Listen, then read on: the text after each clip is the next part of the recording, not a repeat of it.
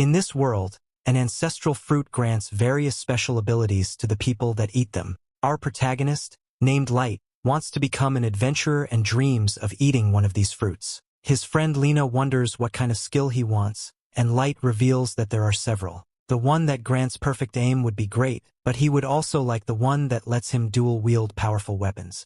Any combat skill would be good enough for Light, and Lena points out that he has dreamt of becoming an adventurer since he was little. Lena wants a skill as well, but she only wants one that will allow her to have the same job as Light. They agree to become adventurers together, but no one can know what their skill will be until they eat the fruit. The pair finally arrives at the church where they will eat the fruit and Light prepares to begin his new life. However, a while later, we find Light happily picking some berries. This happiness is completely fake, however, as Light angrily thinks about how far he is from his dream of becoming an adventurer. Light is forced to live life as a fruit farmer because of the terrible skill he received after eating the fruit. We go back 3 months to when Light arrived at the church. Several fruit eaters were allowed to pick the fruit they wanted to eat, but there was one rule that they had to obey. This rule says that they may only eat one skill fruit throughout their whole life. This is because eating a second skill fruit would poison them and result in certain death. This is pretty shocking,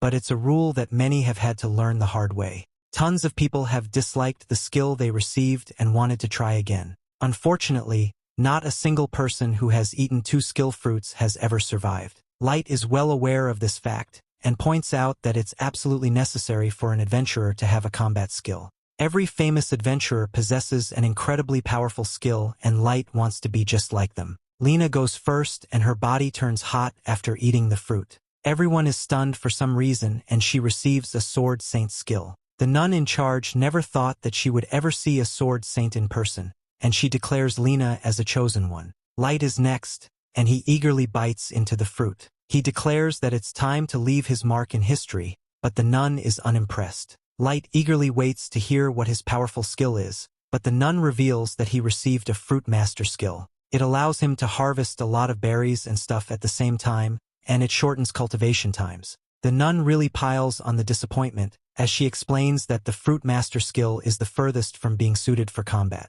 Light's dreams of becoming an adventurer are destroyed, and his life is now ruined. Lena tries to make him feel better by saying that she will harvest fruits with him, and they can even build a massive plantation. This infuriates the nosy nun as she points out that sword saints like Lena are only seen once a decade. For the sake of the nation, Lena must become an adventurer and moved to the city immediately. The two friends say goodbye as Lena is dragged away and Light is left with no hope. Back to the present, we learn that Light has been growing fruit non-stop since that day, and has been selling the fruit for money. Light hates farming for the most part, and fruit doesn't sell for much either. His skill would be more valuable if it could help him grow anything other than fruit, but it can't. As for Lena, she has been promoted to S rank in record time. Some little orphans nearby dream of becoming great adventurers like Lena, and this only makes her boy feel worse. Light is in some wimp though, and vows to one day become an adventurer that is even better than Lena. Even without a combat-type skill, Light promises to find a way. He chops away a tree stump and convinces himself that if he can slice through it, it will mean that he will be an adventurer. Unfortunately, he just embarrasses himself and all his confidence goes away. He just gives up and is certain that Lena has already forgotten him. Just then some kid named Isla brings him some water. The village chief found this girl one day and forced Light to look after her. Light decided not to ask about her past, and they've been living together. At dinner, Light reveals that he's been working on growing skill fruits. They are worth more money, and he really wants to save up to buy a sword. Light shows Isla the skill fruits he's grown, and warns her to never eat one without his permission. The dumb kid had no clue what they were and reveals that she used those fruits in the stew that they're eating. Of course, Light is horrified to hear this and remembers that eating more than one skill fruit will result in death. Just then, Light begins to feel intense pain, and he wonders if he's going to die. He uses his last words to apologize to Isla because it's his fault for not telling her about the skill fruits. His dramatic speech is cut short when Light realizes that he isn't dying. Just then, our boy is shocked when he receives a second skill, one called the Sword God. Back at the church, the nun senses something that she never thought possible. Back with our boy, Isla also receives a skill after eating the fruit. As luck would have it, Isla's skill allows her to see the skill someone else has, and what their skill can do. Her power reveals that the Fruit Master skill makes Light immune to the poison of all fruits. As for Light's Sword God skill, it increases his attack power dramatically when wielding a sword. Of course, Light rushes outside to test his new skill. He finds that he's now able to easily slice through the tree stump. That isn't all, as his attack nearly sliced down all the trees in the forest. Light couldn't be happier, as this means that he's now the only person in the entire world with 2 skills. The next day, Light into the city so he can go to the Adventurers Guild. He explains to Isla that completing bounties results in a reward that will allow them to buy equipment and food. Light didn't just come here for money, however, he also needs to find out how much his skill will help him in actual battle. If it's as powerful as it feels, he might even be able to surpass Lena. Light leaves Isla alone while he goes to the receptionist's desk, and she takes the time to look at everyone's powers. Isla is shocked because everyone only has 1 skill, and even among all these powerful adventurers, only Light has 2. Isla wants to be useful to Light, so she diligently studies the adventurers. Just then, some annoying guy says that Light bumped into him and he mocks Light for being the Fruit Master. The guy gets upset when Light just ignores him, but his attack is easily blocked by our boy. Everyone is stunned to see this, and Light realizes that just holding a sword also improves his reaction speed. The guy named Gene tells Light that he was just lucky and he leaves to go do things jerks do. Light has more important things to do anyway, and reveals that he already found a job. Moments later, our heroes arrive where the monsters will be, and he tells Isla to be careful. Isla spots their first monster and uses her appraisal skill to reveal that it has some pretty high defense stats. Our boy Light is ready for his first battle, and uses his Sword God skill to slice the slime in 2. Light amazes himself with how light his sword feels now, but it's clear that he will need to learn how to manage his power. Light plans to cut the slime into pieces so they can sail at the guild, but Isla feels bad for the slime. Light explains that they can buy 10 pizzas with the money, and Isla completely changes her tune. Her love for pizza has her ready to tear the slime to pieces. As they carve it up, Light hears some people screaming in terror. Turns out to be Jean, who's being confronted by a giant ogre. The ogre is incredibly powerful, and the group realizes that they have no chance of surviving. Light calls out to ask if they're okay, but Jean comes up with an evil plan. He starts rushing towards Light to get the ogre to switch targets, and either reveals that ogres aren't usually found in this place. Jean's plan is successful as he escapes, and the ogre sets its eyes on Light. Light has no choice but to fight, but he isn't scared. Defeating this monster would be a great way to start his adventuring career. Light dodges the beast's first attack, and Isla warns him to be careful.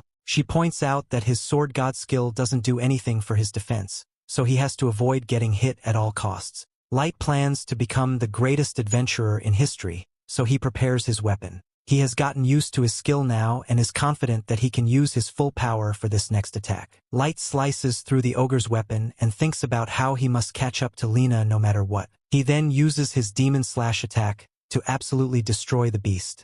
Isla celebrates his victory, and we see that the other guys were watching the fight. They can't believe what they just saw and wonder who Light even is. At the guild, the receptionist is shocked to hear that Light not only defeated a slime, but an ogre as well. As if the giant horn wasn't proof enough, Jean's thugs confirm what they saw. Just then, everyone in the guild goes quiet as the famous S-rank party arrives. They are called Sacred, and their star is the S-rank Lena. Light says hello to her, but Lena strangely tells him that he has her mistaken for someone else. Back at the church, the nun reveals what she saw that worried her so much. Turns out that she saw the future, and it revealed something terrible. She explains that a tremendous threat that will shake the world has just been born.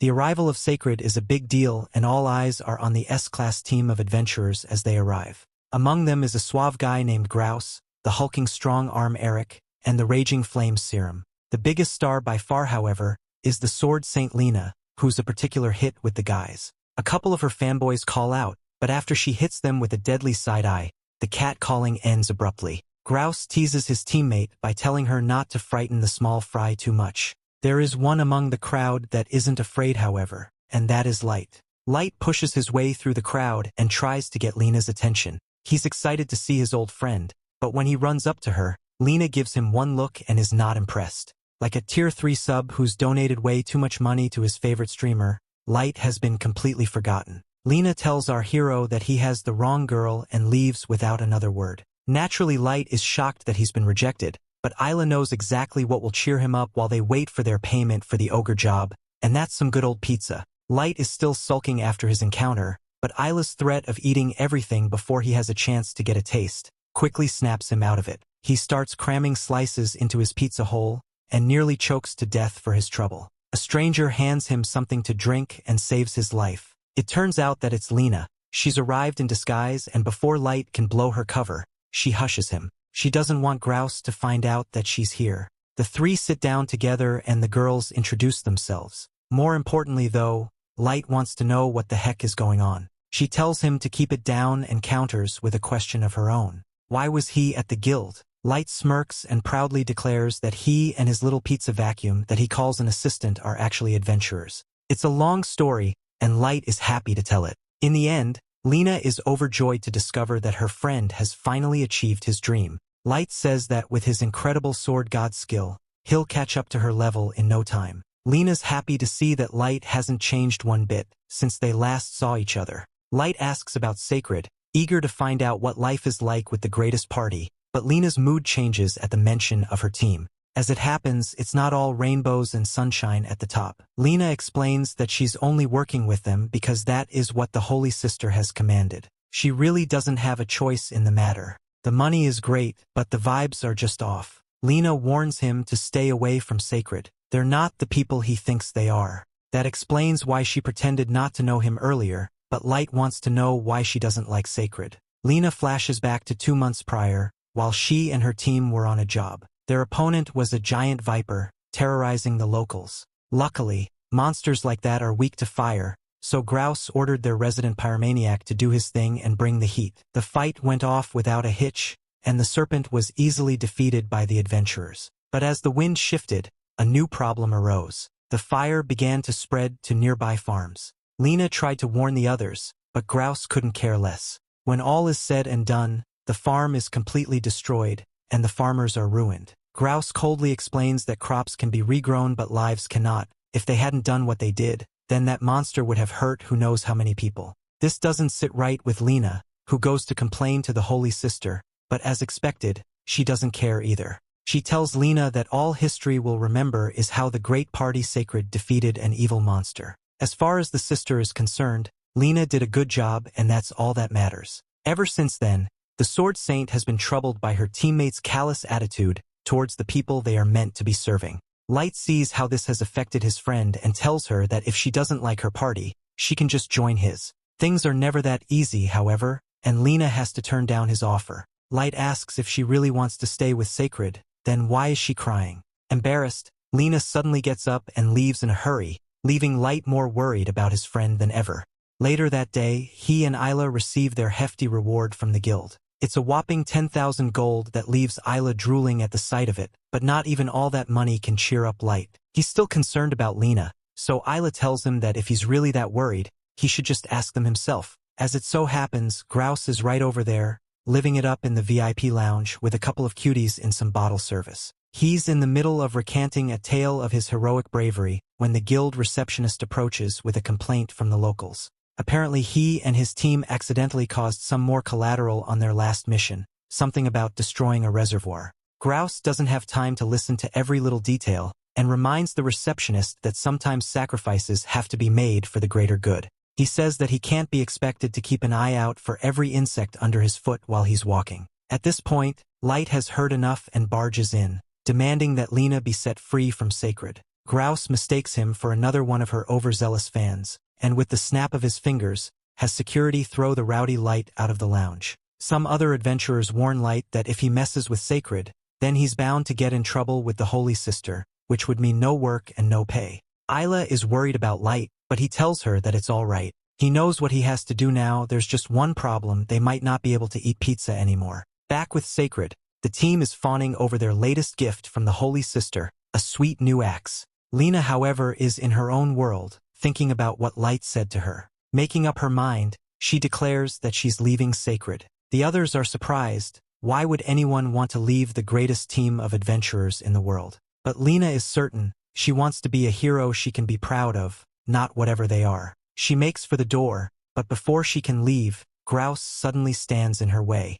He draws his blades and places them against her throat. He says that the audacity to think she could defy him and leave the party is staggering. Lena reaches for her own weapon, but Grouse reminds her that no matter how good she is with that sword, there's nothing she can do to stop him in his power. Realizing that she's beat, Lena stands down. As it turns out, Grouse's power is pretty strong, and it's the power of a strong pimp hand. He gives Lena a hard slap and drops her to the floor, displaying just how much of a psycho he is when he tells her that she and him are going to be heroes together forever. Later on, the people are cheering in the streets, as Sacred depart for their latest job to save the day. Lena meekly follows along, trying to convince herself that the only way she can help people is to stick around. Just then, the team stops when they notice a lone figure standing in their path. Light has returned, and this time he's not leaving until his friend leaves with him. He tells her that he and Isla are off to go fight some monsters. Considering they're complete noobs at this whole adventure business, she should join them and come help.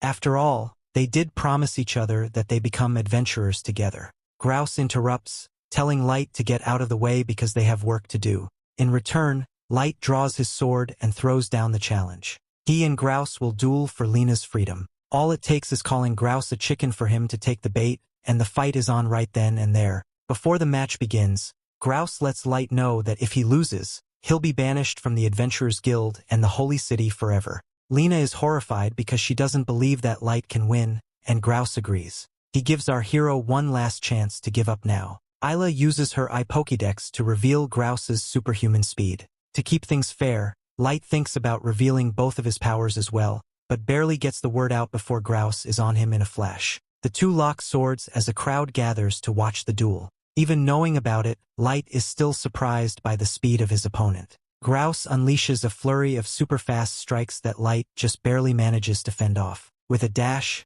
Grouse appears behind him, catching Light off guard again and again. As expected of an S-rank, Grouse is no joke. Not even the ogre was this tough. With Lena on the line, Light shows no fear as he charges into attack, but his blow is easily countered, and in the end his sword is broken by Grouse's superior skill. The guy nicknamed Godspeed laughs at the foolish boy, and tells Lena that if she swears complete obedience to him, then he might consider mercy. Light gets back on his feet and tells Lena not to worry, he'll win this. Light's confidence feels like more than just empty words, and Lena walks over to him. Joined by Isla as well, she tells Light that she believes in him and she knows he'll win. Ready for round 2, Light raises his broken blade and tells Grouse to hurry up and bring it. He's got adventuring to do and doesn't have time to waste on the likes of him. Grouse is furious and decides that he'll just have to destroy them all. Light is ready, but the only problem is that he needs a new weapon. Looking around, he spots a man on the sidelines with their broom in his hand. He runs over and asks if he can borrow it for a minute. Seeing his enemy wield a simple broom against him only makes Grouse all the more angry. He can't believe this joke, but Light isn't laughing. With his skill, even a simple broom can become a weapon without equal. All he needs to do is imagine it. Grouse can't take this mockery anymore and launches into another attack, racing forward with lightning speed. Light realizes the reason he can't keep up is because all he's been doing up until now is watching and reacting. Now it's time to be proactive and predict where Grouse will be instead of trying to match his speed. Closing his eyes and focusing his mind, Light waits for the right moment to strike. Just when it looks like Grouse is about to finish the fight, Light chooses his moment and swings. His sword, or rather his broom, finds its mark, cracking across Grouse's face with a satisfying impact and sends him flying. Just like that, Light has swept up the competition and ended the duel with a win. Needless to say, everyone is shocked to see the outcome, including the other members of Sacred.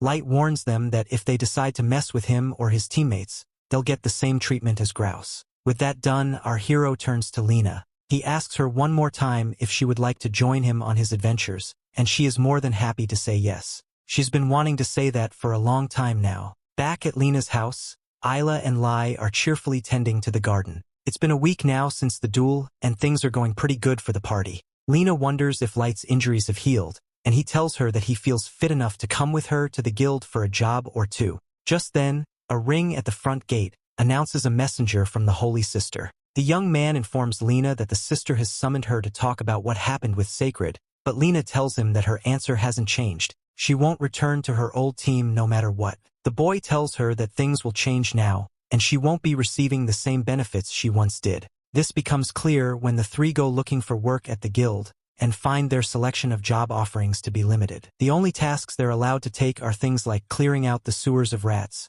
rebuilding broken homes, and saving lost cats. It's a far cry from fighting terrifying monsters, and Light realizes that such meager jobs won't be able to pay the bills, let alone afford pizza, news that nearly sends poor Isla into a coma. Despite all that, Lena gladly accepts the jobs, all too ready to finally start helping people who really need it. The people are surprised and delighted to have a famous hero like the Sword Saint herself show up to help, and our heroes waste no time in getting to work repairing the homes. With the powers of the Sword Saint and the Sword God combined, the two make quick work of every task they're given. By the end of a long day, the three count their earnings and discover that they've barely made any money. Isla asks how much it is in terms of pizza, and the answer isn't good. For Lena, however, the money doesn't matter. Being able to help those in need is all that she's ever wanted. She's satisfied, but she worries that this isn't the kind of adventurer that Light wanted to be. Light reassures her that this has been great for him too, and he wouldn't have it any other way. To celebrate, he suggests the three of them make a vow, kind of like wishing upon a star for luck. He comes up with a name for their party, Luxuria, which means an imperfect light. With their new party formed, the three vow to adventure together forever. Meanwhile, the Holy Sister is plotting something sinister for their trio. She has a new S-rank job only they can accomplish, and while someone as talented as Lena might survive, the other two might not be so fortunate. The next day, Light, Isla, and Lena happily go to the Adventurers Guild to officially register themselves for the S-rank job after finally being given the chance to do something real, even though the Holy Sister's intentions behind it are malicious. The guild receptionist asks them if they are certain they want to do this, and whether they will be able to handle it. In response, Light claims that their party is strong enough to take on such a mission. The receptionist thanks Light for showing such courage and also tells him to act quickly, as this is a race against time. Lena asks the receptionist about the details of the mission, such as what kind of monster they will have to deal with, but the receptionist claims not to know anything at all. She explains what happened 2 months ago at the Dark Valley. An adventuring party headed there to conduct a monster density survey but never returned, essentially disappearing from existence. To trace them, more adventuring parties were sent, but they too disappeared one after the other. Over these 2 months, a total of 18 adventurers, from ranks A to B, have gone missing, making Light hesitate a bit, as he hadn't expected the mission to be this unpredictable and frightening. Lena takes a look at the list of missing adventurers and recognizes some of them as her mentors, who taught her all the basics when she first started her journey as an adventurer in this town. Nobody knows what is happening on that side, and the only known information is that every single one of the missing adventurers went to the home of the former Count of Montez. The home of the former Count is a haunted-looking manor built 30 years ago by a man who made his fortune adventuring. However, there is no written record of what type of skill the man possessed, and when the Count passed away a few years ago, the manor fell into disrepair without its owner. In any case, the receptionist once again informs Light's group about the completion conditions of this guild quest, telling them that they must find all the missing adventurers listed and determine the cause of their disappearance. After learning everything, Lena becomes certain that the Holy Sister deliberately gave them this job to make them disappear as well. She asks the receptionist why the guild would suggest such a job, which is not even suitable for A and B rank adventurers, let alone newbies like Light and Isla. The receptionist agrees with Lena, but explains that she cannot do anything about it, as the job has been determined by the higher-ups. Lena reconsiders taking this job and wants to back out, but Light has other plans. He is intrigued by the idea of going to the Valley region and, moreover, is eager to explore the infamous haunted manor himself. Before the receptionist lets them go, she asks if they intend to take the little girl with them as well. She learns from Light that the girl is dependable and possesses the skill appraisal. With the official procedures done, the group sets off, deciding to use the guild's horses to reach the location.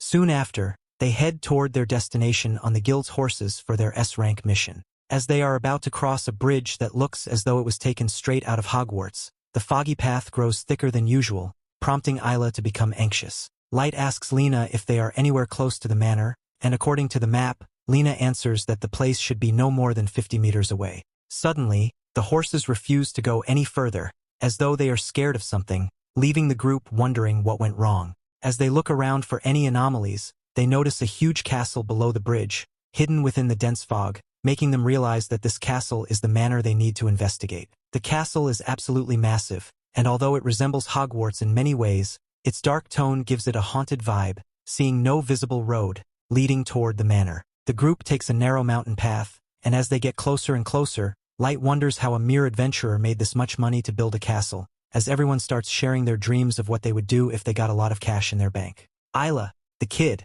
gets too excited and accidentally falls off the edge, but she doesn't fall alone as she brings both Light and Lena down with her. With his quick thinking, Light slows their momentum by applying air pressure with his sword, and they are able to land on their feet. Unfortunately for them, they are not safe yet, as some creepy-looking monsters surround them from all sides. As Light looks closely at one of these monsters, he realizes that they are zombie versions of the missing adventurers. Isla uses her appraisal skill, determining that they are all undead who possess a curse that can turn all living beings into undead simply by biting them. She also determines that all of these undead still possess the skills of their past selves, meaning that they are going to be dangerous to deal with. Not wanting to harm his fellow adventurers, Light contemplates what he should do, and in this moment of hesitation, he almost gets himself turned into an undead as well. But thankfully, Lena intervenes and saves him, slaying the undead and praying that they rest in peace. She convinces Light that this is the only way to send these poor people to the afterlife, so Light agrees. However, as the numbers start to grow, they decide to ignore the undead for now and head inside the manor, only to find more undead waiting to welcome them. Lena, undeterred, starts slaying all of the undead in her path, and both Light and Isla are in awe, seeing her masterful swordsmanship technique. This makes Light realize that his childhood friend is still several steps ahead of him, and to become her equal, he must put more effort into surpassing her from now on. So, he joins her and starts taking out the monsters, forgetting the fact that he needs to protect the poor, defenseless Isla. As an armored undead approaches Isla, Lena rushes to protect her and strikes the undead precisely at the gaps in its armor, taking it down with one blow. With the obstacles cleared on the first floor, Lena proposes that they head to the second floor. But before doing so, Light asks her how it is that there are more undead here, even though only 18 adventurers were reported missing. Lena thinks for a moment, and comes to the only logical conclusion that some wild undead must have been mixed in with the undead adventurers. Everything is still pretty confusing, and to get to the bottom of all of this mystery, they must venture through the entire manor. So, they take the staircase to the second floor, where they come across a massive painting of the belated count. While Light, Lena, and Isla advance into the second floor, an unknown lady with weirdly long hair dances in the shadows. While waiting for them to arrive at her location, when they get to a creepy passage, they are attacked by zombies. The zombies surround him, leaving him with no chance to think about what is going on. The zombies continue to charge at them, causing them to bunch up. While they are together, Light wonders how some of the zombies came from the shadows, which makes it hard for them to defend themselves. He warns the newbie of the group, Lena, about this and informs her that the zombies could have a mind of their own. Looking down at Isla, he seeks to know what her appraisal is telling her. Using this skill, she finds out that the zombies have been tamed. Hearing this, Light realizes that someone is controlling the zombies. Looking around, he finds some thin Spider-Man webs leading to a dark hallway. Seeing this, Isla uses her appraisal skills and finds out that the threats are being used to transmit magic to the zombies. At this moment, Light figures that the zombies' master would be there. Immediately, he urges them to charge past the monsters and head straight for the dark hallway.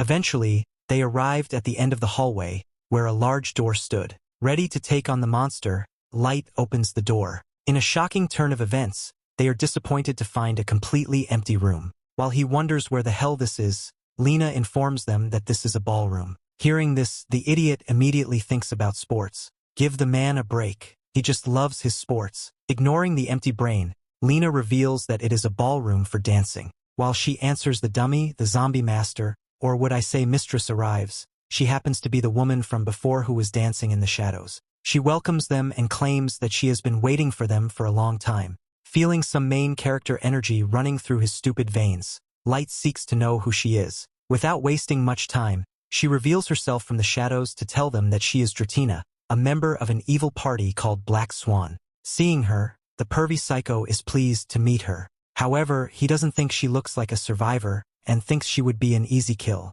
This fool should really learn not to judge a book by its cover. Speaking of covers, Light's pathetic ego is on the verge of being closed when he finds himself surrounded by many zombies. Using her appraisal skills, Isla immediately figures that Dreamt is a necromancer, with the power to control lifeless bodies and spirit-type monsters. She also possesses the peer to use the skills of the monsters. When Dreamt notices that her powers have been exposed, She takes a moment to imagine how it would feel to cut the mouth off this little nagging parrot. Meanwhile, Light figures that this could be a hard fight and tries to avoid it by trying to convince her to join them, since she was sent here on a job from the Adventurers Guild. Shockingly, she reveals that her job is to take his sorry life. Without wasting much time, she sends some zombies at him from above, but he swiftly cuts them in two. He seeks to know who sent her to isekai him, but she chooses to keep that a secret. While preparing to be attacked, Light inquires about the Black Swan from Lena, who claims she has never heard of them, or about anyone with necromancer skills like her.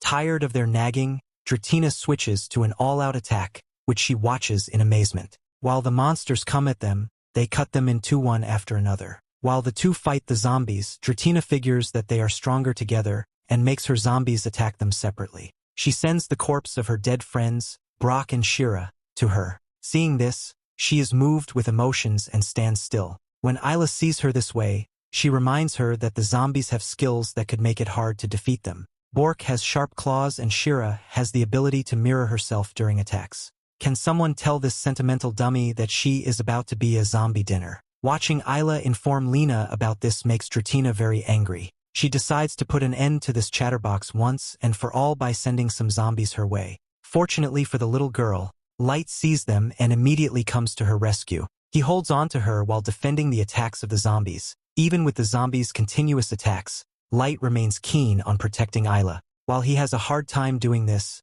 Lena struggles with fighting her old friends. She continues to dodge their attacks, not wanting to harm them. Shortly after, she is reminded of how nice they were to her when she first came to the Holy City. This causes her to result in giving them a befitting farewell. Before doing this, she decides to cut the thread controlling them. Swiftly, she charges at them, and is able to do so before finishing them off, so they can pass in peacefully. With her old friends gone, she turns around to find Light and Isla, who are still occupied in the fight against the zombies. On the other hand, after fighting many zombies off, Light seems very exhausted. He figured it would be hard to fight the zombies and protect Isla at the same time. Wow, he's really just figuring that out. Just then, a thought comes to his mind that makes him wonder if necromancy could create zombies. To answer this question, Isla uses her appraisal once again on Dreamt to realize that she only has the power to control the zombies. This leaves him wondering where the zombies came from. Just as Isla was about to use her appraisal to find answers to his questions,